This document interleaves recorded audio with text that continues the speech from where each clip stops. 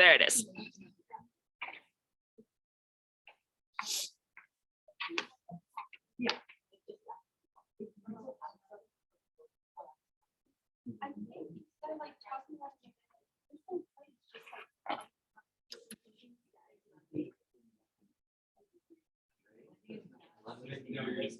In that sense, it's normal.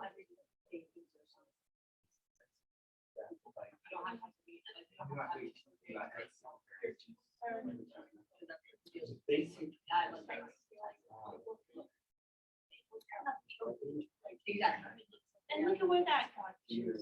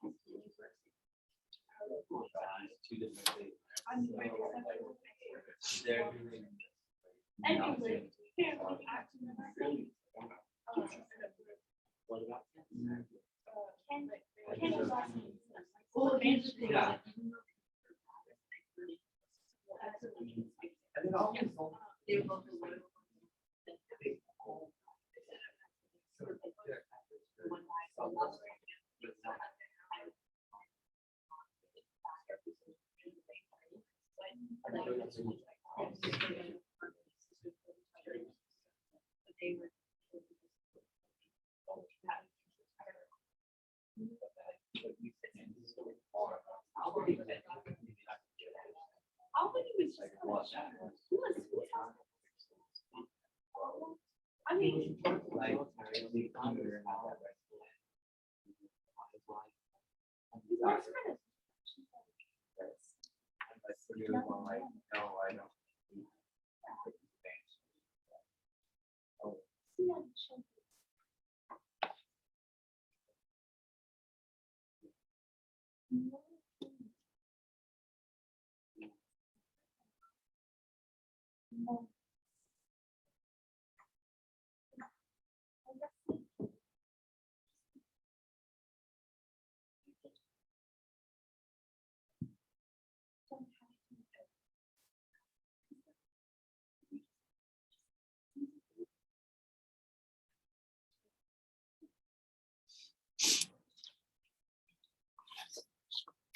Okay. All right. So last time, we are going to get back to nothing here in a minute, but I want to finish up what we were doing last time, which was going through and finding the most significant lines from each scene. And by the end of class, everyone had found their lines and we had talked about the first scene, if I remember correctly. So everyone open to Act 4, Scene 2.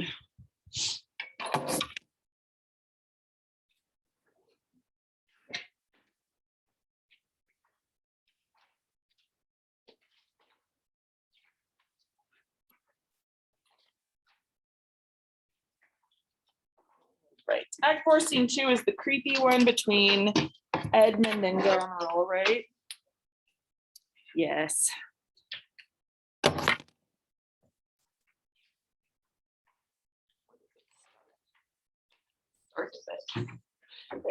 Okay. So tell me, actually, I'm going to give you just 2 minutes to look over the lines that you chose for Act 4. So all of them, not just for Scene 2, but all the way through Scene 7.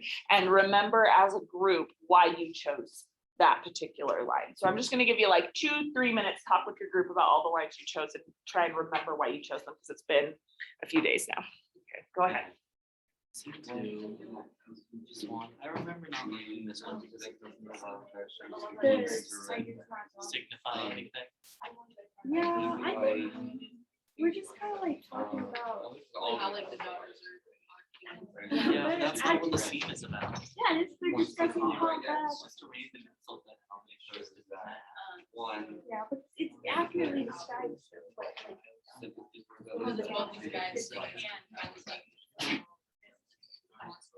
That's what I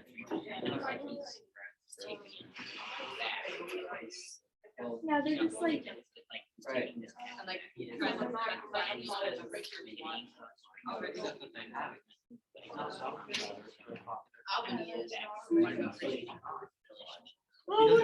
treating her. Probably talking about how they're being mean to their dad. Yeah, and that's kind of what's happening. That's all they're talking Another about. one to the scene now. What is Look at the previous page. See where Honorable actually is doing phrase ever. Okay. it? Yeah, that's not me. It seems to be the most revelation. Well, that And I specific line, agree if you're with only looking at that line, you would know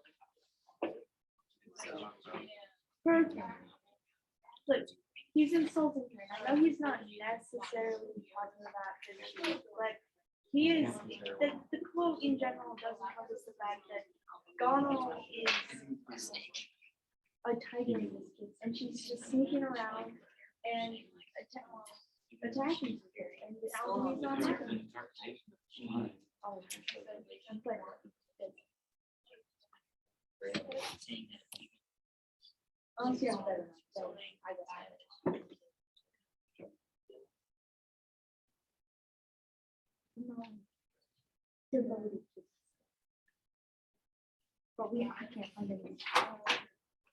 Well, we chose Cordelia seeks him, and she's an ungoverned rage, but it's all sides of that one. Albany. And He's not. I He's think, being well, obviously he did But he is being, he or doesn't do anything. He doesn't know. go find. So that's only Weird. simple. He suspects That's in the like movie stuff too. you see. I know, like you can. tell He's it's- standing like right there as it all happens, and he just like lets it happen. You're talking about between Goneril and Albany. Like French army. Yeah. Besides, even if he doesn't know that, Goneril still like wrests military power from him. Yeah, yeah. I feel like that's. a bit But worse. also Goneril is just super cruel to her father. That's where the first rift between Albany and Goneril starts happening, is when he's like, hey, do you really want to be this mean to your dad? And she's like, shut up, like you're a sissy, basically. He says like you're made of mother's milk.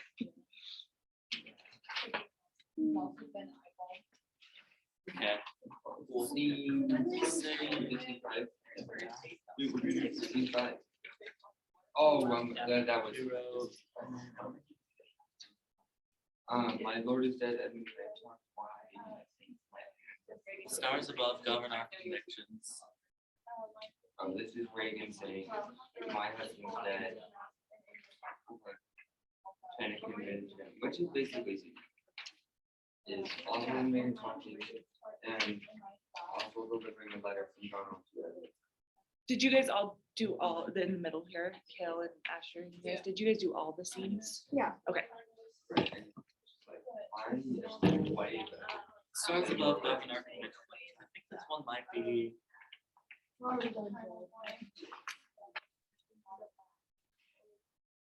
Agree.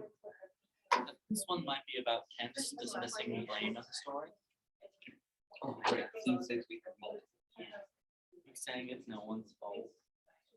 Everything's fine Mm. because it's the star's fault. Yeah.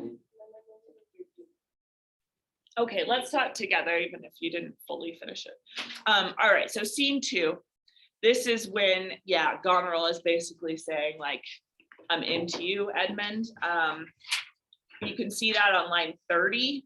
My most dear Gloucester. When she starts talking about Gloucester, she starts referring to Edmund as Gloucester because he's taken on the role and the inheritance of his father. So he becomes Gloucester, and she's like, my dear Gloucester. Yeah.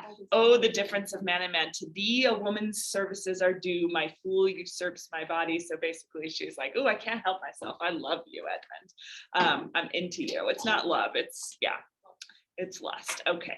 Or power, you know.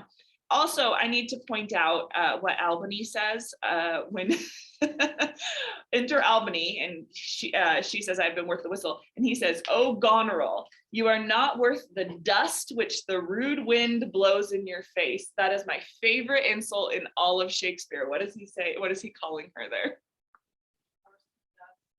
Dust that the rude wind blows in your face. He's saying you are worse than more worthless than the dust of a fart. That's what that means. The rude wind is a fart, and he's saying you're not worth the dust which the fart blows in your face, which is just like I don't think he means to be humorous there, but that's the funniest insult I've ever heard, especially for a husband to call a wife. Okay, so which line did you choose from scene 2 to represent what's happening here, or the themes, or anything? Yeah, Christina. So we highlighted Albany's last, like the last one we talked at the very end of the scene. Okay. Because that's like when he shows which side he's really on, and it's a turning point. Yes. Okay. Why do you think it's like this major turning point? Which side Albany is on? Because up until this point he's just been gone, Mm-hmm. but now he's not. Now he's like this political force, and we see at the end of this play that he's one of the last ones surviving, you know, so his sort of choice about which side he's going to be on is going to be really important. Later on, he does talk about how I want to save England against France. I want to fight against France, but he wants to be really clear that I'm not fighting against my king Lear. It is just France to maintain like the unity of England. So yeah, right there he's like, and revenge thine eyes. Like I realize that what my wife and her sister have done has been wrong, and now I know which side I am on, and like this kind of moral clarity for Albany. Okay, where else did you highlight in this scene? Another group. Not everyone chose that one. Where's that one? Oh, yes. This is at the top of 181. Wisdom and goodness to the vile seem vile. Why did you think that was important? It's just like, first of all, he kind of has a reference to how he was blind. And it meant to describe his like kind of describe normal Yes. stuff. And the Bill Savers for himself, whatever he does, it's again that like moral clarity. Like bad person. Yeah. And what's so interesting to me there is that, is it about this line too? Yeah, tell me, Remy. We didn't choose this one, but just talking about it, it seems like when you're on the good side, you think what you're doing is good, and then when you're on the bad side, you think what you're doing is like good in a sense. Yes. And so it provides this like contrast of him saying, Goneril thinks she's, or like maybe he's talking about, so I haven't looked at the other ones, but like Goneril and Edmund and whatnot think that they're on the right side, right? And then there's the other side that also thinks they're on the right side. Yes. Okay. So this is awesome. I think it's talking about both of those things. And last time, one of the things you guys identified as being like really good about this play is the fact that each character is very certain of their own motivations, and that they have sort of a sense that what they are doing is justified. Here, Albany starts to see that maybe those justifications are not always like in line with goodness, even though you might think that they are. What's so interesting about Albany here is that he didn't have that moral compass to begin with. Really, the only characters that did were Cordelia. Well, there were a few, but Cordelia out of the sisters is the only character who really knew what was right and what was wrong in that first scene. Here, Albany is like, oh, shoot, I might have aligned myself with the wrong sister. When he says wisdom and goodness to the vile seem vile, he starts to realize that if Goneril hates something, then that's probably the good choice, because he's identified Goneril as vile. So if my wife is vile, then what she chooses must be evil, and I should choose the opposite. That still is not a great moral compass to go by. You know, you just choose whatever the opposite of your enemies choose, but he's starting to like work out that that might be the right choice, which I think is interesting for Albany, that it's a growth for him to like realize how to be human, you know? Yeah. It's like the political strategy of like a 5-year-old. Yeah. Like, Yeah. like for childish being like, oh, I don't like you, you're doing this, so I'm gonna do the exact opposite. Right. And I think part of where that comes from is Albany being a follower for most of this. He's married into the position, and so he feels like he needs to be sort of like subservient to Goneril, his wife, who is, you know, closer to the king. And then in the battles too, he like is not, for a while there, he just sort of follows behind her. He doesn't like what she's doing, but he just kind of goes along with it, which is also kind of childish. And he's finally starting to stand up for himself a little bit by the end of this, where Christiane pointed out, to revenge thine eyes against Gloucester. Okay, scene 3. Which lines did you choose for this tiny little scene? Yeah. Ours was 39 where Ken's talking, he's like, the stars above us govern our conditions. Yes. Why is that so important in this play? We just kind of thought that was important because it's kind of between this whole scene is between like these two servants who like aren't really in control of anything and aren't the big main characters that control things. So like there's nothing we can do. Like we're like it's fate. This is no one's fault. It's a big fate thing. Stars are controlling everything that's happening. Yeah, and so here's Kent, who believes that the stars are controlling him. Who else kind of has that attitude in this play? Who has like big speeches about that? Well, yes, yes. Who else has these big speeches about how the fates are kind of determining what their choices are? Yeah. Edgar has a speech like that. Edgar thinks like, oh man, this is sort of like where I've ended up early on in the play. Edmund has a speech where he talks about how he's going to manipulate people who believe that. Yeah. Didn't Gloucester, like the main reason he doesn't, kill himself is because he thinks that fate is dictating stuff? Yes, and even earlier than that, it's one of the reasons that he is so quick to believe Edmund is because he believes that fate has, pitched his son against him. Lear, when he's out in the storm, is yelling at the stars about like the fate that has brought him there. There are all these characters who believe in fate. Kent is one of them. It is the stars above us that govern our conditions. But I kind of said it too soon, but the one who seems to know that it's not all about fate, the one who seems to like manipulate people who do believe in fate, is Edmund. He thinks, oh, everybody believes I'm this way because of fate. Like everybody believes that because I'm a bastard, which was of no choice of my own, I'm going to behave a certain way. Well, then fine, I'm going to use that belief to manipulate people into thinking what I want them to think. I'm going to behave the way that they think I should, and this is going to get what I want. So there's a way in this play that the characters who believe that they are fated are the characters who end up sort of like failing at the end, who end up in this horrible position, whereas the characters, not failing, that's a weird way of saying that, but they kind of just get pushed along. They get pushed along.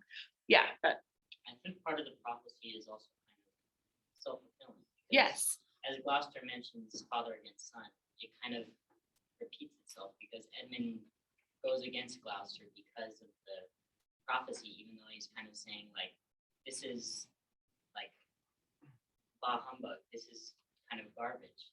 It's kind of going against what everything else is saying. And also with Goneril, Regan, and Cordelia, they're turning against their own family. Yeah, and so because they felt like fate has put them in that position, then it's self-fulfilling and they act in that way, but they don't recognize the free will behind those choices. Yeah. Okay, good. That was the line I chose too. So let's move on to scene 4. All right, another little small scene. Which line did you choose from scene 4 that you thought was the most significant?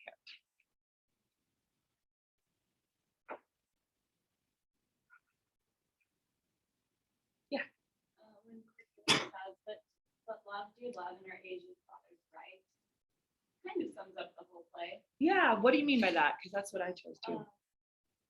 So there's this whole parent-child relationship being going on, and the fathers are getting old, and so they're kind of deciding like, okay, this is what's going to happen next.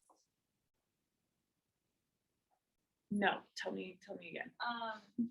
Not to me yet. So like Lear basically said, okay, we're going to divide the kingdom now before I get too old to do that. And Gloucester, who is also likely old, decides Edmund is the heir.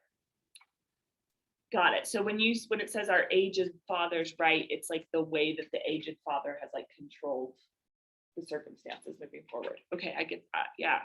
Let's look like my mourning and importune tears hath pitied. No blown ambition doth our arms incite, but love, dear love, and our aged father's right. Soon may I hear and see him. What else seems significant about that? Because I do get that the fathers have sort of like put this all into motion because of the fact of them aging, and they couldn't escape the fact that they're going to die someday, even if they wanted to. What becomes significant about Cordelia's character in those few lines too? This is right before scene 5. What do we kind of like understand about Cordelia? Enoch? She, last time she saw him, Yeah. so what it shows that she was good.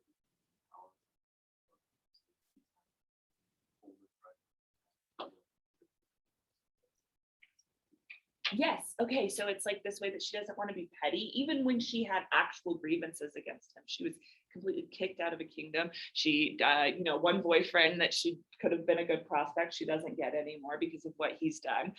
But here she just says, but love, dear love, she still loves him and she's going to forgive. So if she's the good character, then we have to think of forgiveness as maybe part of the theme of the play because of what she does here. Sammy? Kind of going off that, yeah, she also said our age father's right. That could also be a reference to she's understanding who's older and just kind of starting, it's Alzheimer's. She understands that he's maybe not the most himself. So the fact that she points out that he's aged, that he's like not in his fully right mind, then yeah. Look at right before that when it says no blown ambition doth our arms incite. So she's talking about France coming into England, right? And starting this big fight with England while England is vulnerable. And she says, I didn't do this because of blown ambition. I didn't do this because I want control over everything and I'm mad that I didn't get control, that my dad disowned me.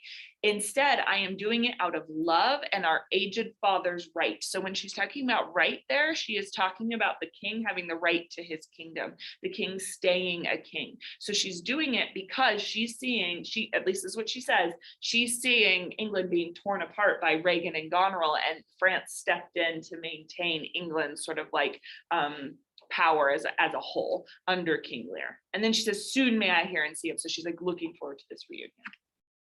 Okay, scene 5. Which lines did you choose from scene 5?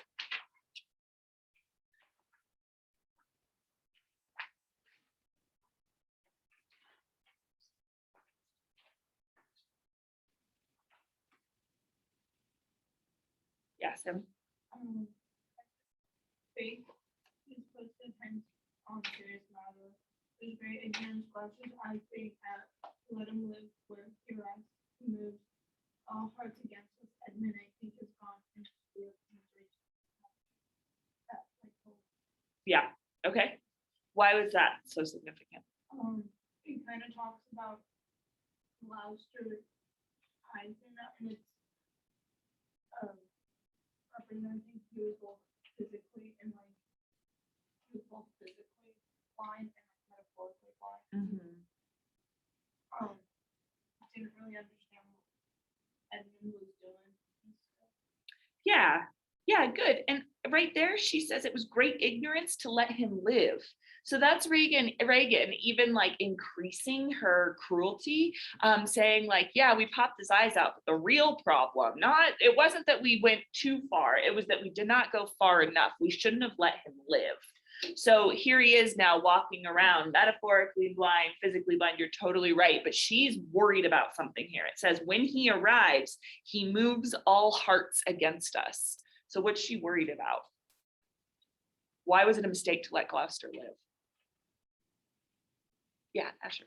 If people see him, it's gonna paint Goneril as a bad guy. Yeah, Reagan in this case, but yes, like, and she says us, so it's like the sisters in this case. Yes, she's worried about the power of empathy or sympathy, that they're gonna see this guy walking around with no eyes and they're gonna be like, ooh, maybe the side that did that is not the good side. Maybe we don't want to follow the people who would just like blind someone and let them wander around on the moors by themselves. Maybe we want to align with, I don't know, Cordelia, who's led by love. So there's this way that she understands that sympathy is really powerful while still having absolutely no sympathy herself. So she's like, I don't feel this. I don't feel like I made a mistake. We should have gone further. We should have killed him. Other people, though, might interpret that this was a mistake, that we shouldn't have done this. Yeah. When Reagan says, I know your lady does not love her, implying that Goneril doesn't love anyone. Yes, and especially Albany there, right? Like Goneril is like, yes, I know your lady doesn't love her husband. I know that your lady is like sort of without emotions, but also there it's like, and I know she's going after Edmund, and I don't want her to go after Edmund. So this is where we start to see that Reagan and Goneril are both after the same guy. They both want Edmund. And now where they had been united before, they will no longer be united. Yeah, Ben. The lines that we picked is, my lord is dead, Edmund and I have talked.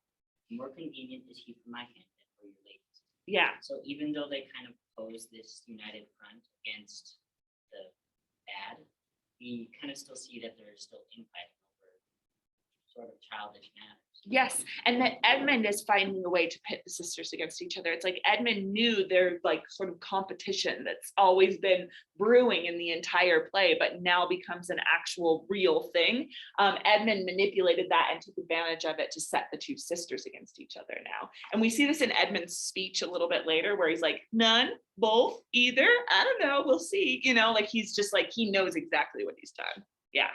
All right, those are good. Let's look at scene 6. So this is the scene when Edgar leads his father, who doesn't know it's his son, to like a hill, and he pretends, he says, okay, jump, and Gloucester jumps, but just like lands. And then he says, you know, oh, I thought I saw you. He comes running around. And he's like, I saw you, and it was like you were a bird. It was like you were made of feathers, and you just floated. Gossamer is like a really light fabric, and you just floated down to earth. And it looks like your life has been saved. And he says, thy life's a miracle. Okay, so what did you choose in that scene to be significant? Asher? In line 180, Mm-hmm. Lear is having a speech, and he says, through tattered clothes, small vices do appear, robes and third gowns at all, plates in with gold. Why was that significant? He's just kind of saying that because we were rich, we assumed that all our problems were invisible. Like, it's fine. 'Cause Yeah. we are the royalty. For those of you who took AP Lang last year, do you remember those lines from one of the argumentative prompts that I gave you? It was like about how rich people can hide their sins, but poor people are not able to do this. It comes right from here, and you're right. It's like if you're poor, if you don't have all of the sort of like trappings of being a king, then small vices do appear. So like you know, you run a traffic light and you might get a fine that you can't pay, and now you go to jail. Whereas if you are king and you are robed and furred and you have gowns and so on, your sins are plated with gold. So even the terrible things that you do, you can hide over with all of your money. You know, either people aren't going to even recognize that what you did was terrible, or if they do, you're going to throw money at the problem and it's going to go away. So the fact that Lear is realizing this right now, why is that significant for Lear's character?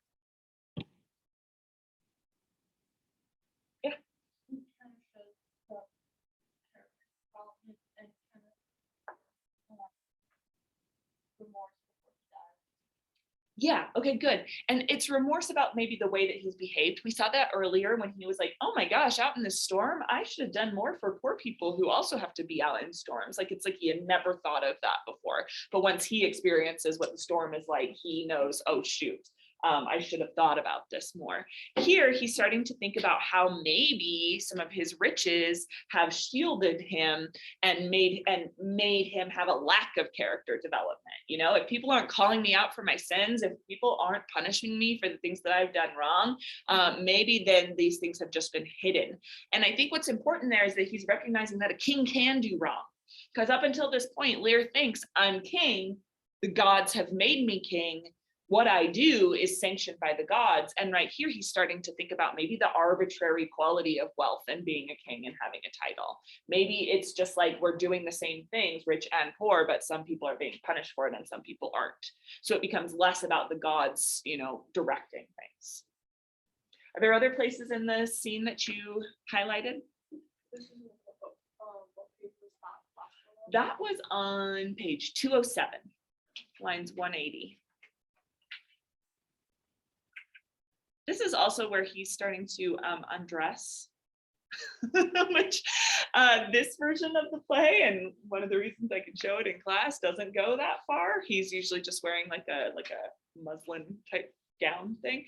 Some versions of this play, if you go to see this on Broadway, be warned, or not Broadway, but just like any production of it, be warned that sometimes Lear gets naked at this part. So he's just running around in the storm totally nude or with a little cloth on, and it's usually someone in their 70s or 80s that is playing this part. It's quite something to see. Yeah. I think it's interesting the contrast between the clarity that gains right there and how he's like going absolutely crazy. Yes, yeah, say more about that. What do you think that might mean? It could mean that right now he's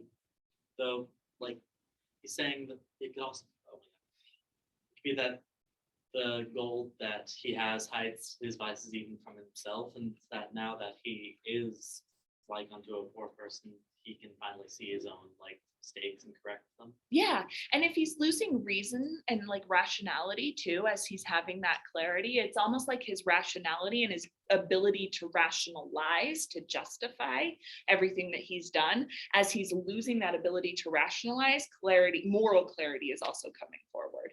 You know what I mean? Like it's like as he goes crazy, it kind of feels appropriate that he's losing all these justifications and that he's actually kind of discovering some truths about what it means to be a human being and not just what it means to be a king. Okay, any other lines from scene 6 that you thought were significant? Yeah, Ben. It shows line 200, which says, "When we are born, we cry that we are come to this great stage of fools." This is also kind of saying, I think it's kind of satire on the political struggle at the time, saying that it's a stage, but it doesn't really matter. We're all kind of stupid because we can't realize the true moral happenings. Yeah. Anytime Shakespeare uses, I hadn't noticed that line before. Anytime Shakespeare uses the word stage, he's commenting on something significant, because as somebody who wrote for the stage, he was always being a little like meta there, a little meta narrative about like, the most famous one is "all the world's a stage" at the end of The Tempest. It says all the world's a stage, and here that's kind of means that again, we're born to a great stage of fools. When we are born, we cry that we are come to this great stage of fools. This a good block, it were a delicate stratagem to shoe a troop of horse with felt. I'll put it in proof, and when I have stolen upon these sons-in-laws, then kill, kill, kill, kill, kill. So what were you saying about the political situation? Well, because it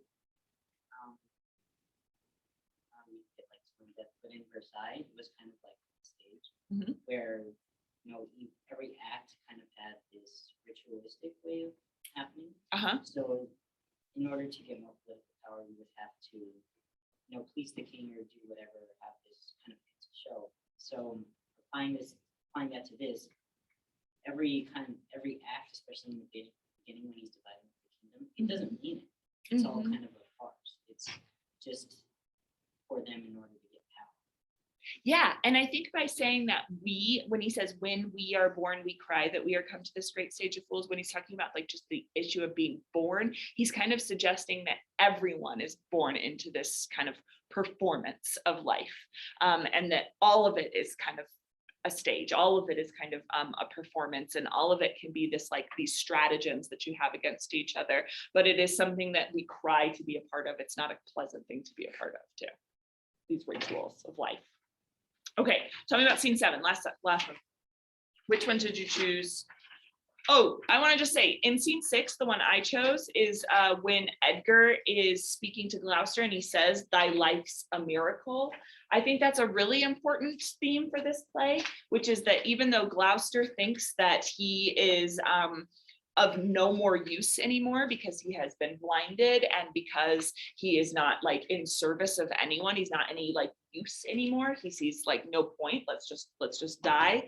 And Edgar keeps insisting, no, your life is a miracle. And you're going to see Edgar go back to that again and again. The other thing that's important here is the way that Edgar can manipulate Gloucester in a good way this time, manipulate Gloucester into life and seeing the value of life by capitalizing on this idea that Gloucester does believe in the fates. So just like Edmund did at the beginning, when he's manipulating people into like evil because of their belief in the fates, Edgar is able to manipulate his father into living because of his belief in the fates. He's like, oh my gosh, you've been fated to live, so now you must live. Okay, now scene 7. What did you choose from scene 7? This is the Cordelia and Lyra reunited scene. Yeah, Michaela. We did the one where Lear's talking, it's like 51, I think. Mm-hmm. And he's like, "You do me wrong to take me out of the grave." Oh, yeah. Just because like it's kind of going back to that fate thing, like we need to let fate happen and not like fight against it. Because it feels like Cordelia kind of accepted her fate to like go down to her grave, because other people would see like getting your kingdom taken away as like a kind of grave. If that makes Yeah, sense. yeah. And those that like tried to fight it, like when Lear tried to fight his daughters taking away everything, things kind of got chaotic. So it's just when you like you accept what's happening and like just do your best to make the most out of what's happening. And when you fight that and fight the fates is when it's bad. Okay, so that's like such a nihilistic way to view it, right? Like you're just like, this play is telling us, I'm going to sum up and tell me if this is right. This play is telling us that you should just accept things. If you fight against what is happening to you, then you are just going to go further and further down. But if you just accept things and sort of go with the flow and live in the moment, then you're going to have a better time of it. Is that right? Yeah. Okay, yes. So I think that's one reading of this play for sure. And that's where Lear is saying, you do me wrong to take me out of the grave. Like I was headed into death and you did me wrong by defying death. Yeah. I think it's also interesting how in the same like stanza he says he's bound to a wheel of fire. Mm-hmm. And if the wheel is fate turning endlessly, then I don't think anyone's free from this. Regardless of what you do, you're like in store for terrible things. Yes. Yeah. The wheel of fire. It's like fate is also like kind of hell, right? That you're being sort of like, you're being burned every chance that fate has. Is that what you're saying? Yeah. Okay, good. So life sucks and then you die. That's the theme here. What Lear is saying. But look one line above where Cordelia says, "How does my royal lord? How fares your majesty?" What is she saying right there? Like, why does she address him like this?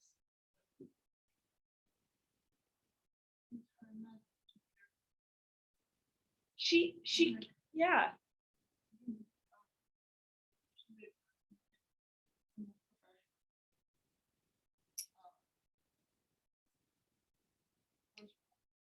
No, you're right. She's addressing him as king, right? With the royal title. And she does it in two ways. She says, "My royal lord," you're my king, you're my superior, and "your majesty," meaning that like you are king still. So she does this so respectfully where she's like, he's done horrible things to her. He wakes up and she says, "How does my royal lord? How fares your majesty?" And that's where he's like, you do me wrong to take me out of the grave. So Lear represents this one side of things, which is life sucks and then you die. Just go with it. Why are you fighting against that? Cordelia represents this way of saying like, no, your life has meaning. You are the king, and you are my royal lord. You are like my king, you know? Yeah. And to go off of that, I think like Cordelia, at least in the play as like a whole, sort of like this good within evil Mm-hmm. aspect, because you have both of her sisters who are like greedy and jealous and want the throne, and then you have her that was like willing to like give it up, I guess, or whatnot. And Yeah. so she's this aspect of like it doesn't have to be all bad, even though like the tragedy, like almost everybody dies, there was still good. Okay, good. So it's like this moment of lightness in this horrible ending, this horrible dark ending. So if Cordelia represents this moment of lightness, then ultimately, what do you think the play thinks about the idea of fate taking you along? I don't think it discounts it. I don't think that it's saying like, no, there is tons of meaning and your life has meaning, but I do think there are these moments, right, of like goodness. And when she has her moment of goodness, she seems to be connecting to Lear on an extremely empathetic human level. Even though she's referring to him as your majesty, I don't think she's like confused and says like, oh no, Lear still has all the power. I think Cordelia knows Lear doesn't have any power here, but I think she knows what Lear needs, and what Lear needs to hear is that he is still important and that people do still respect him. And she's willing to give him that. Like she's willing to like kind of kind of be subservient as a kind of act of show because he's her father and because that's what he like needs in this moment. So there's this like really great moment of tenderness. And at the very end too, Lear's Cordelia says, will it please your highness walk? And Lear says, you must bear with me. Pray you now, forget and forgive. I am old and foolish. Lear, because of the way that Cordelia addresses him, Lear is able to go back into that role of being the child, the one that he wanted from the very beginning, when he was like, when I do this, Cordelia is going to be the mother figure and I can be the child. And so he says, you must bear with me. He's like, he's starting to be subservient to Cordelia. He's only allowed to do that because Cordelia shows the emotion and the respect for him that makes him feel safe enough to do that. What other line did you choose from this scene, it's a super important scene in this play? Yeah. We chose it's like around like 70. Lear's saying like, I'm a very foolish, fond man. Further down, I fear I'm not in my perfect mind. And that's when he like, I guess like outwardly realizes that he has gone insane and kind of lost it. And now that's like this dawning on him. And so he's kind of confessing to Cordelia, saying, maybe even as like a reference back to like how we banished her, like, Yeah. I shouldn't have done that. I'm foolish for doing that. Yes, good. So he recognizes that he's a man that is capable of doing wrong. And then if you look right at on line 85, it supports what you were saying before. You have some cause, they have not. So by just saying you have cause to be mad at me, like I realized that I did wrong to you. So do you remember at the very beginning of this when we were talking about Aristotle and the recognition and reversal idea? So reversal is a change of fortune, meaning as soon as Lear gives up his power, he has a reversal. He goes from king to old man. And he might not realize it yet, but that reversal of fortune then sends him out into the storm and he is like completely kind of destroyed. The reversal of the recognition happens, I think, in this scene, where he finally recognizes maybe what it is that caused his reversal of situation, his reversal of fortune. And he says, they have some cause, or you have cause. Like I actually did something wrong and I recognize that now. And it's a tragedy here because it's way too late. But he does, by creating that recognition, we like recognize the tragedy all that much more. And she says, but she refuses to accept it. No cause, which again allows him then to be humble to her. Does that make sense? That like she kind of creates that. I mean, it's 2021 language, but she does create this like safe space for him where it's like, I'm going to pretend I have a lot of respect for you as king so that you understand I have respect to you as a father. And then that will allow you to be vulnerable in this space. Okay, that was scene 4. Let's do scene 5. So you're going to go through again with your partner, go through all of scene 5. I think it has 4, nope, only 3 scenes. So you're going to go through all of act 5, 3 scenes, and you're going to find the one spot in each scene that you think is most significant.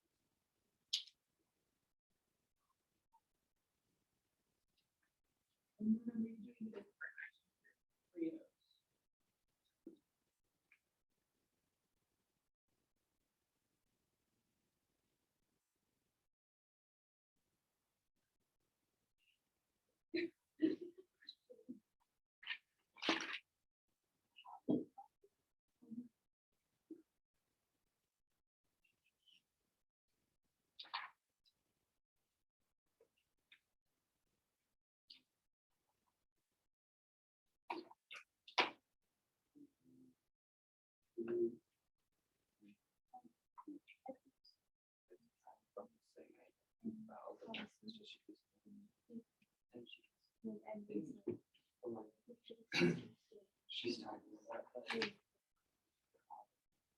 him.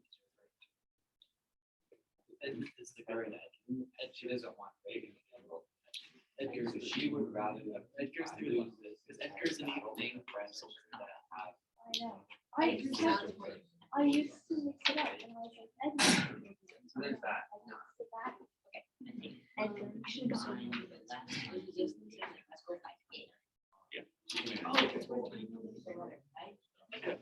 Edgar says, here, have a letter. I'll be a champion for you.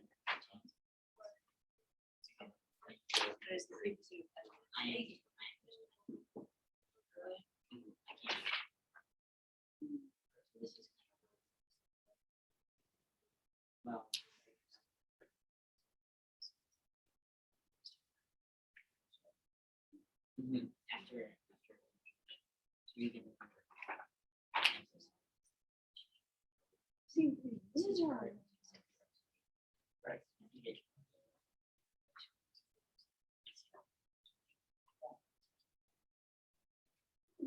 This whole scene is like them getting perfect fight. Great. But then like right before the battle. And then you have Edgar flying 50, like his speech right there. I think it's the very last line. Or Shall is it never see his Tuesday? father from the states and then you defend, not to debate. Actually, I was thinking either that one or, Basically saying like, hope you're much. It's yeah, like we this need to one's use saying rock that, powers.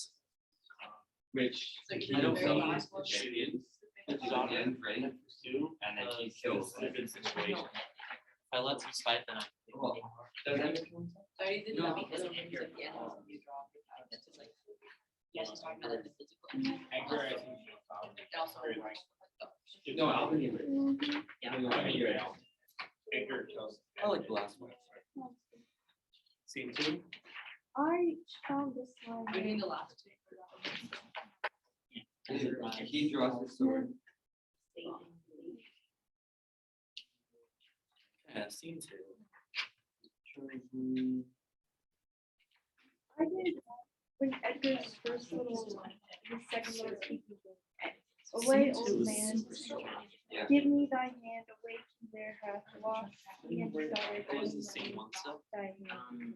No, it's just, this is just like, I don't know, line sense. And it's just kind of Edgar's asking for the Oh, right. This is just Yeah, I don't understand what's going on with the scene. I'll And talk so, to all right, Which line? it's Edgar like giving us that. just like, And scene what is it? one, I think we stick with like. I don't think Seven, about it. eight, nine. And we Edgar's can mention second this speaking. since it's brought up, like, Where he's just like, Away over there. Which line? cause he's trying to. the one I think he's around trying like to get off 50, the- like that. the hand part, like, it's like, Scene like, two. It's like his time to use it. mm. I honestly don't know what goes on. I mean, I, people die. Maybe there's something on the last one, it's just like, Wait, so the weight of the set time we must obey, speak what we feel, that's what we ought to say. Those that have born most, we that are young shall never see so. Okay. So is this the scene? No, Ghost Rider, right? I don't know. So that- I'm trying to-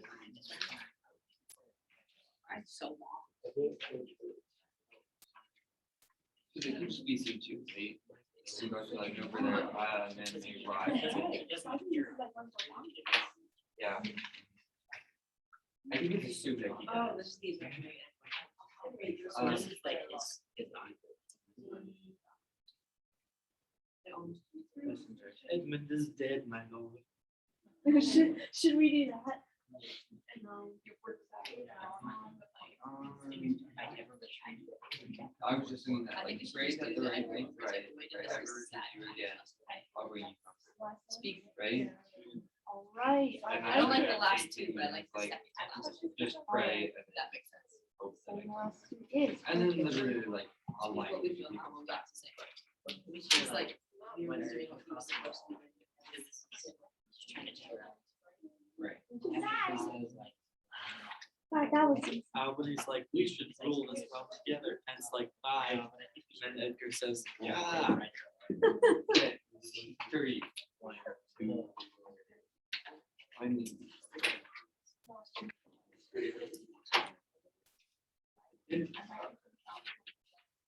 I also think there's something.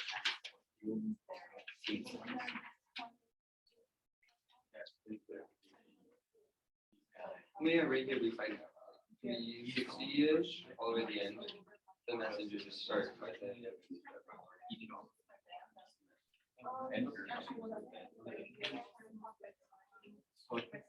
And the people who are left is Albany Anchor, because right at the end, there gives a speech. And he says,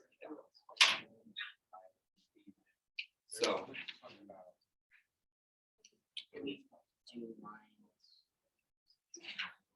You could also do 374 and 375 when Lear thinks that Cordelia is alive and then he dies. Still tries to.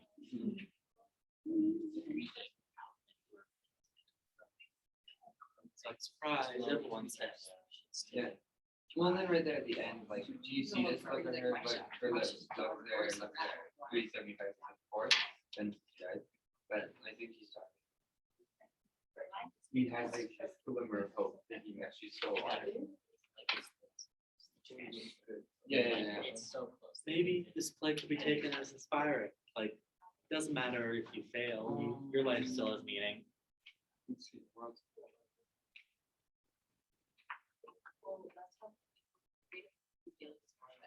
Yes, but she still hasn't died. She still hasn't. We can read it from here. It sucks. I mean, Lear dies happy because he thinks that Cordelia is alive, so. So, I know, he doesn't know, he can't. That was the truth. Gore states. Well, and you see how that's in brackets. Actually, I'll say, we didn't talk about that with everyone. It means that it was a later edition. They're not totally sure if Shakespeare intended that change or not. So the fact that he thinks that she might be alive might have been added. It was definitely added to the play, but we don't know if it's Shakespeare adding it or somebody who was just like, I can't stand how sad this ending is. Yeah, I mean, it's still, I feel like that makes it worse. somehow. maybe You think Shakespeare so? just wants to make everyone So we're upset. like, Yeah. This person was like, how can this? Even This play was even first shown in sadder. front of a king, so we just wanted to make him cry. Yeah. He was like, I have the power here, the emotional power. There are Yeah. books like that. Their entire point is to make you cry. Yeah, totally. Where the red friend grows. So manipulative to make you cry.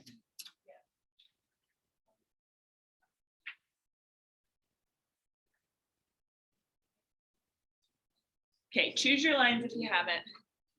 Give you one more minute to choose that. Choose your line.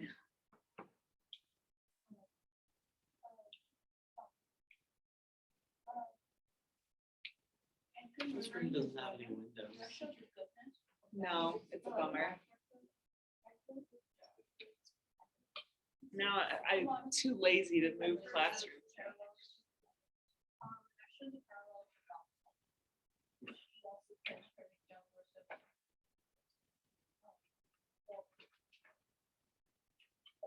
I wonder how Wellington's gonna do with Albany as the king.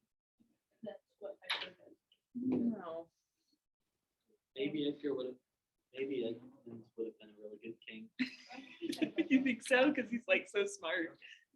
He would have been able to keep the Because kingdom his intact. successes are the kingdom's successes. So Right. the more ambitious he is, the kingdom does. Right.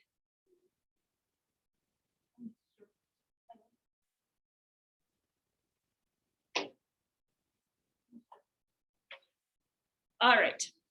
So let's talk about Act 5, Scene 1. What were the lines you chose for Act 5, Scene 1?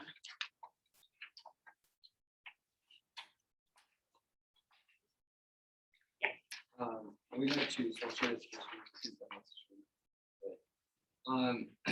Like line 21, I think. Okay.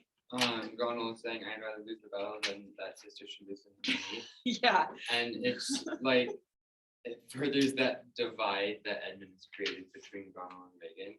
And she's saying like, she's like co-ruling Britain Mhm. at this point, and so she's saying that out of her army versus the French army, she'd rather just lose Mhm.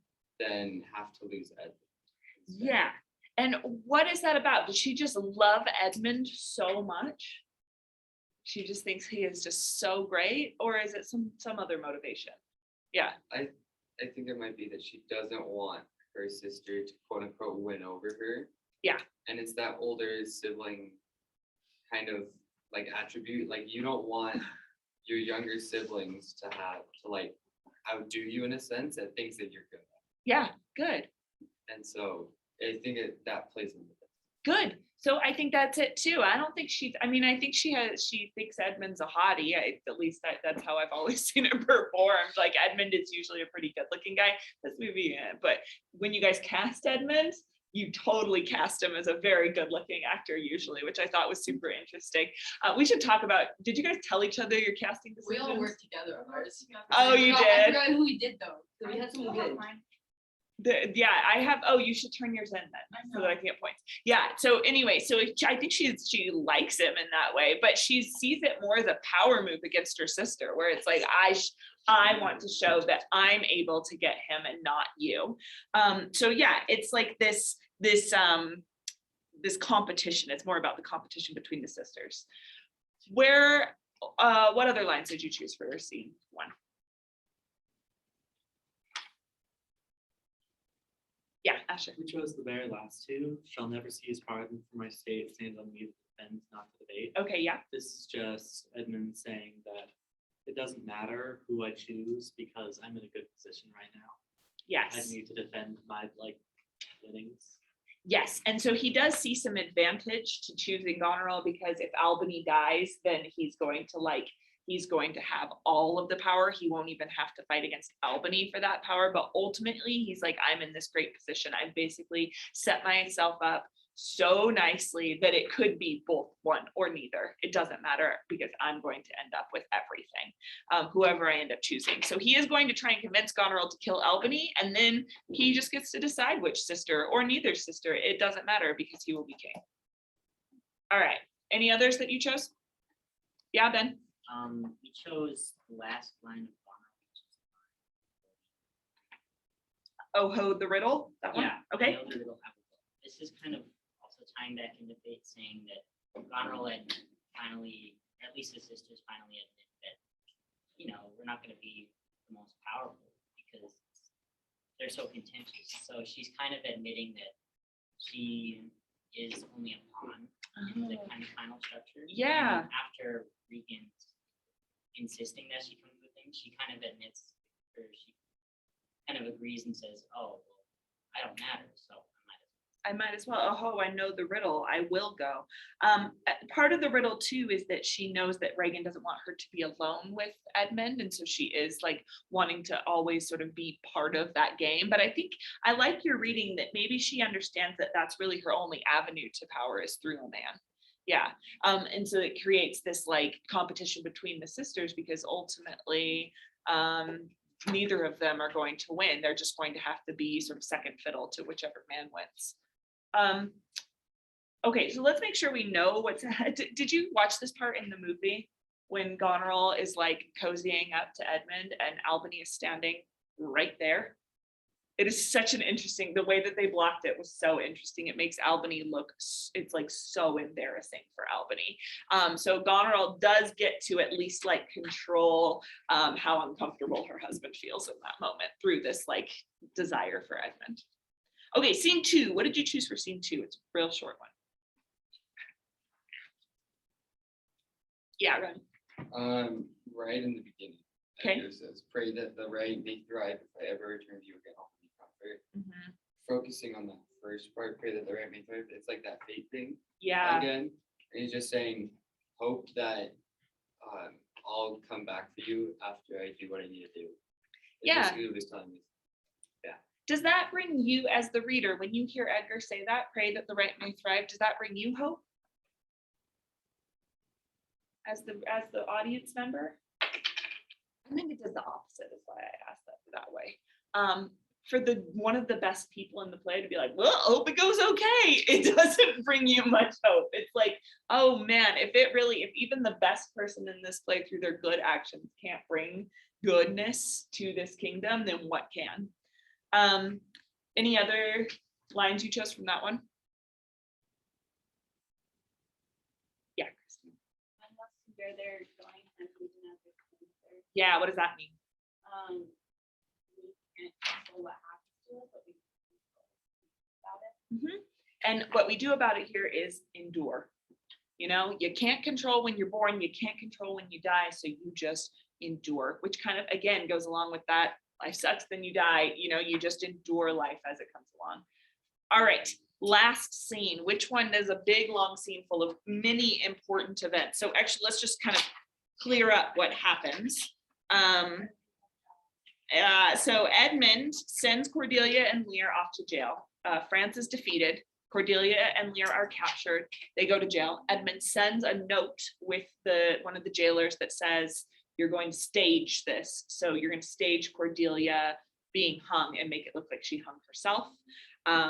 And he says, don't be, what does he say? Don't be like soft about it, I think.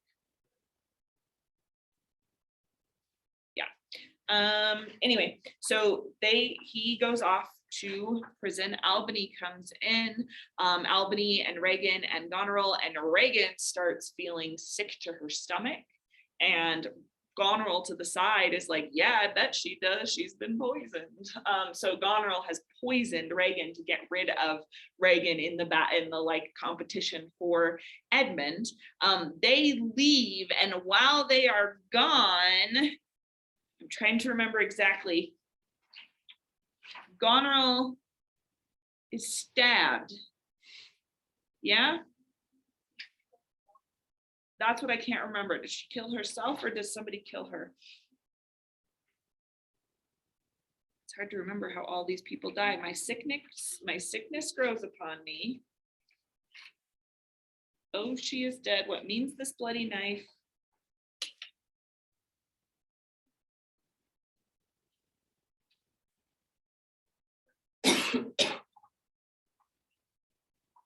I think that Regan kills her. I don't think it's clear. So it says on 253, 'tis hot, it smokes. He's talking about the knife. It came from the heart of, oh, she's dead. Albany said, who dead? Speak, man. And the gentleman says, your lady, sir, your lady, and her sister by her is poison. She confesses it.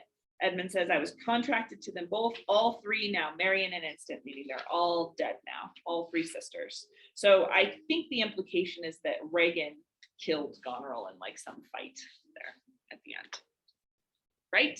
Because it's like there's a knife, Regan is poisoned, and as she's being poisoned to death, she stabs Goneril. That's kind of the idea I get from that. I'm trying to remember if there's any other evidence of this. Okay, so all three sisters are dead now. Oh wait, sorry. So anyway, they're out there. Edgar and Edmund fight. Edgar stabs Edmund. The good son stabs the bastard.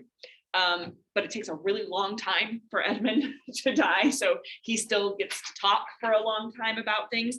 And he says, ooh, and I don't know if this is genuine or not, but he says, okay, despite my own nature, I better tell you guys something. I did set up Cordelia to die. So if you don't want that to happen, run to the jail, make that not happen, but they are too late. So it could be Edmund's last bid for redemption, where it's like, okay, you know what? Now that I'm not going to get all this political power, now that I know I'm dying, I guess there really isn't a point to Cordelia dying. So just so you know, that's going on at the prison.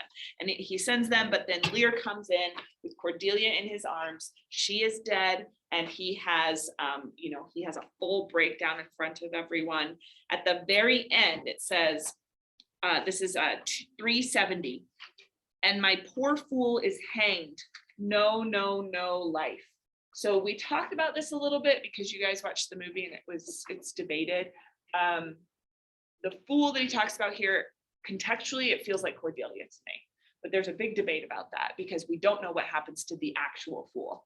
So some people say, oh, he's referring to his fool, like the actual fool who has been hanged earlier in the play, and he's sort of like reminiscing about that, like really sad about it still.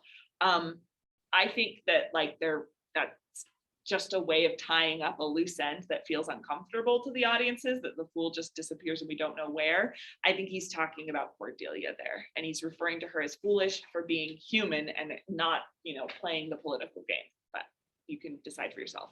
It says, why should a dog, a horse, a rat have life and thou no breath at all? Thou'lt come no more. Never, never, never, never, never. Pray you, undo this button. So he's like talking to someone else. Hey, will you undo my top button? Thank you, sir. In the original play, he dies right there. That's all he says. Thank you. Will you undo my button? Thank you, sir. Die. In this version, it's came out like 40 years later. It adds this, do you see this? Look on her, look, her lips, look there, as though he's seeing that she's actually breathing again and that he dies with some hope that Cordelia is still alive. We don't know if Shakespeare added that ending or if somebody else who just couldn't bear the ending of him like dying hopeless added it, and we're not quite sure. So this play version chooses to include all of that extra stuff in the brackets, and it's right there. So then at the end, Kent and Edgar and Albany are the only ones left, and they're like, ooh, what do we do now? And Edgar says, oh, don't worry, I've got the moral of the story. The weight of this sad time we must obey. So like we should learn from these sad events, speak what we feel and not what we ought to say. All right, and let's live our life now. Okay, so what are the lines you chose from this last scene? Sammy? Okay.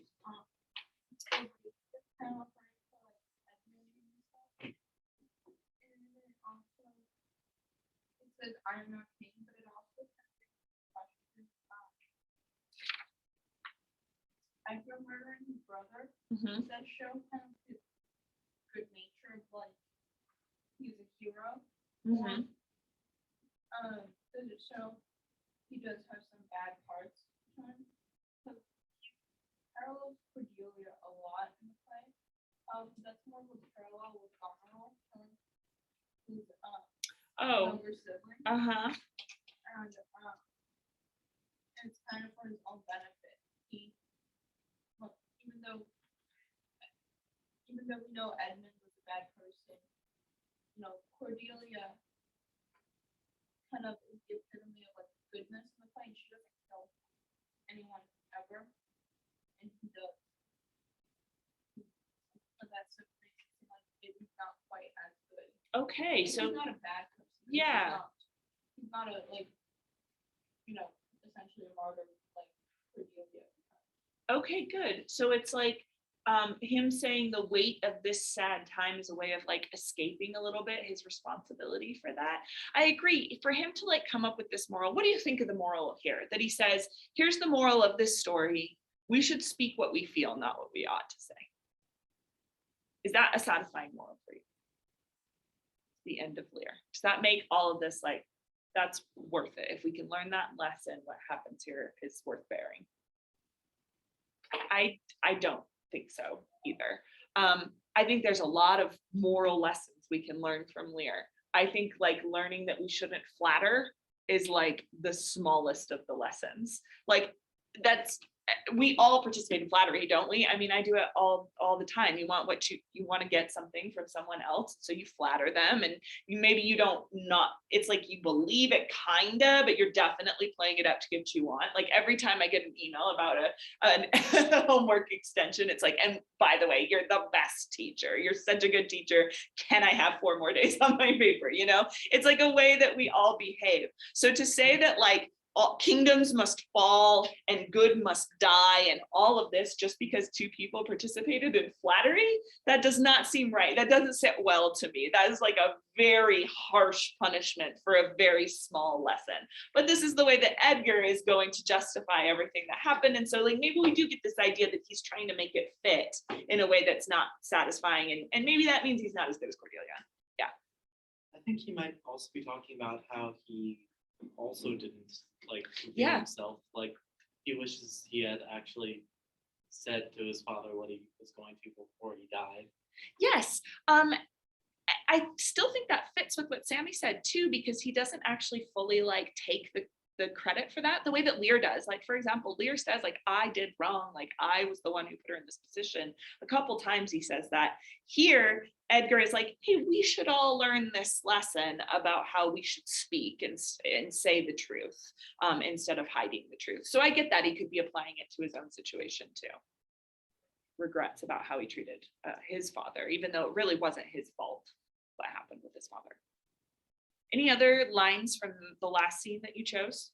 Yeah, Kristen. Every time that it mentions someone died.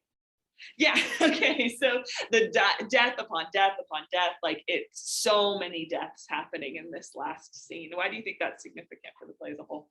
Because up until like this point, the only person that died is Oswald, and then like 7 people died in the last.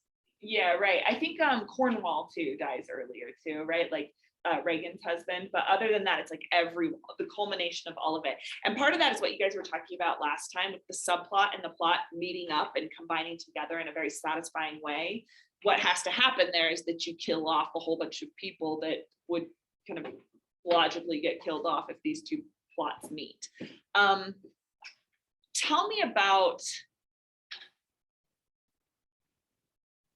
they die. Tell me about why all of the death at the end here is so tragic. Because here's, in Macbeth, for example, tons of people die at the end. It doesn't feel as tragic as Lear. So yeah, Jacob, what were you saying? I feel like, I mean, there's a lot of death and we've gone close to like these characters a little bit.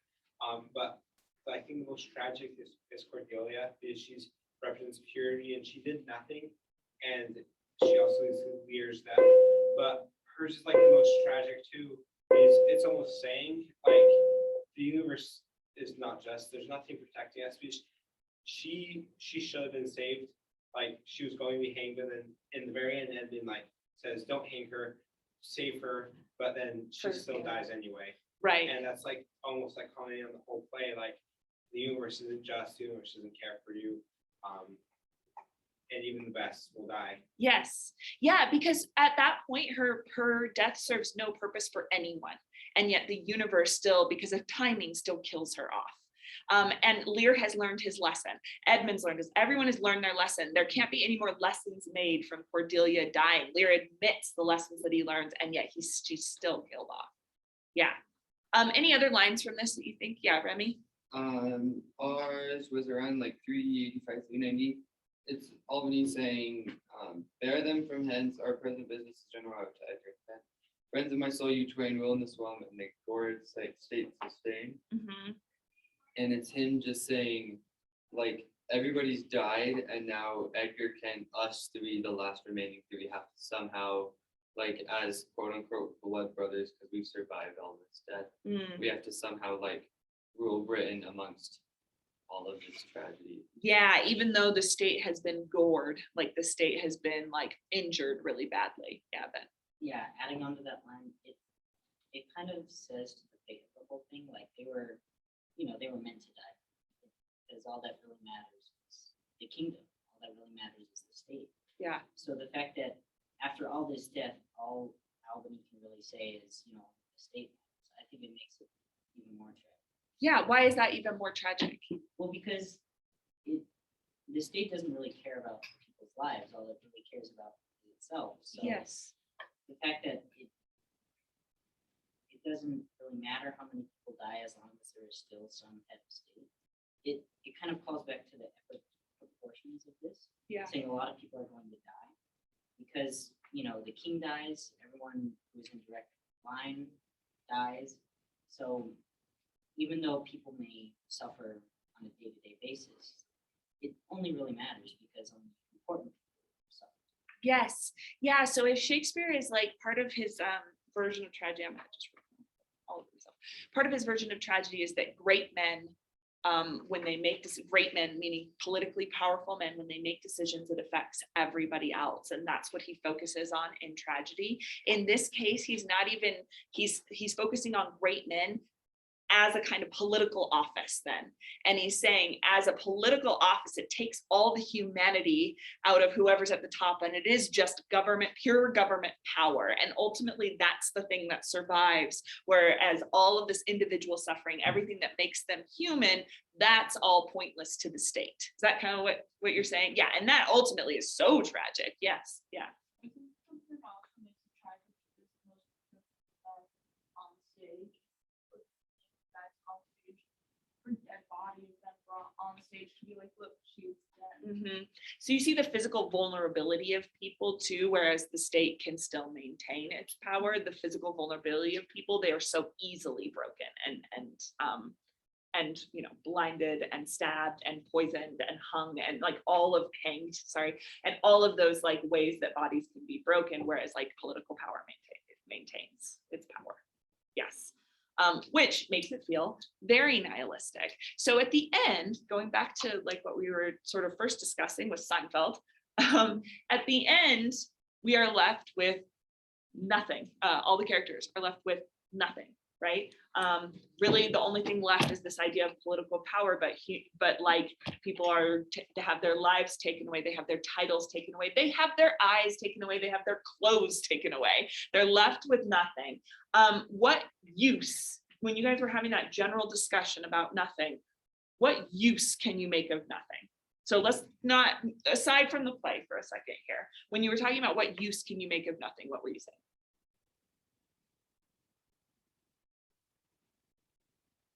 I love nothing. Every time someone says, what are you doing for the break? Except for this Paris thing, which like really took it out of me. When we have like a fall break or a Christmas break, what are you doing for the break? Nothing. And I feel so blissful as I say it. I am doing absolutely nothing. Yeah, Sammy. Nothing can generally come back from chaos. Sometimes it can be chaos. But it's just kind of like the eye of the hurricane, which is kind of quiet. So stuff like Seinfeld, it can be turned into like or into like, you know, plays it can be turned into like. And tragedy too. Okay, so it's like the quietness that exists outside of maybe meaning then.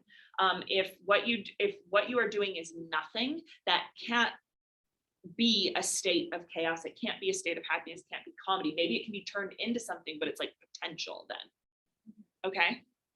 What else about nothing? Yes. My argument was that you can't ever have nothing. You're always gonna have something. Yeah.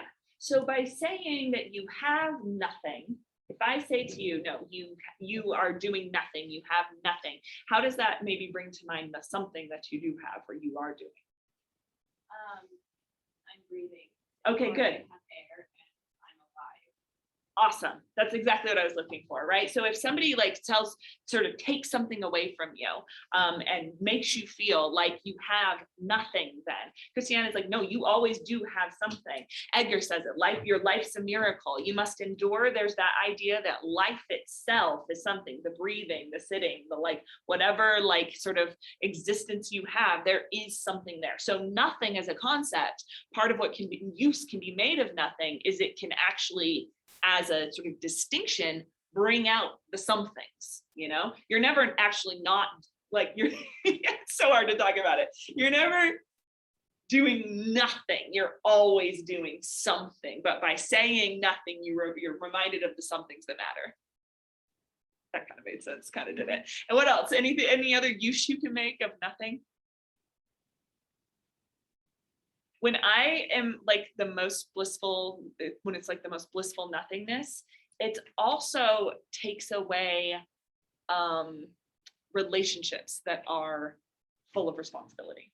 So if you're nothing, if you are just like just you, then you're not a teacher that has a responsibility to your students. You're not a daughter who has a responsibility to call your mom. You're not a sister who, I do need to call my sister. She told me through text message the other day that she was pregnant. I feel like that's not acceptable, right? Like that's a phone call. Anyway, I gotta call her, but let's say it's nothing. I don't have to worry about that. I don't have to worry about being an employee or any of those relationships that bring stress into our life. If you're just nothing, then you can just exist and you don't have to worry about what you are supposed to be doing next, you know? Okay, so we're gonna continue on with that. This play is obsessed with nothing. It's all over the place. I was originally planning to have a King Lear paper due next time, but we're not there yet with my absences. So you look on Canvas, it's due the following week. So next time we'll wrap up King Lear. And then the following week we'll start in with As I Lay Dying, and we'll get a little bit of that done before Christmas break. So that's the direction we're going. Did you guys do your major works assignment that was online? Okay, cool. All right, then we are done for today.